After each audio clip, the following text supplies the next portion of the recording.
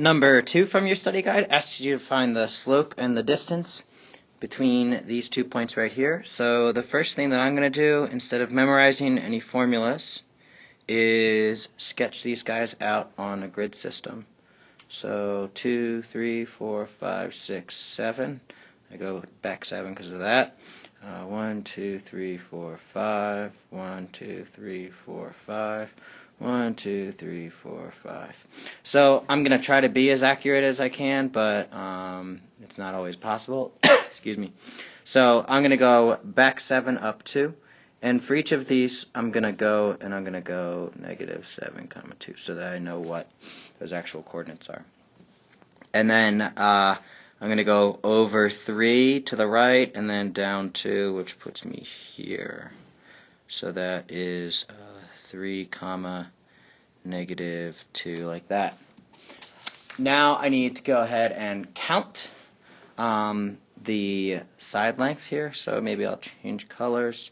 I'm going to go over to the right and then down. I'm also going to check to make sure that I'm going through the right coordinates. So for example, this is a 2 and I go through close enough to 2 that I can tell that that's 2. This is a 3, I can tell that I'm going through that 3. Same thing with the side to side, I can see that those heights are right. So now I'm going to go like this and draw that line right there. I can count. This is 7, so this is 7 units.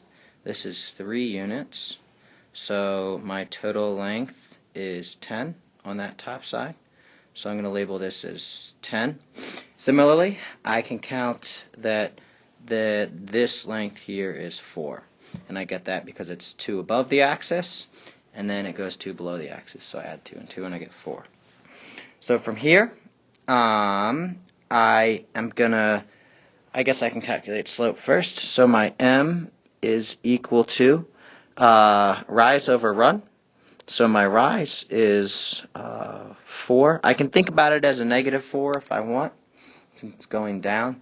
But I'm going to take care of the negatives in a slightly different way. So the rise is 4. The run is 10. I'm just counting side lengths.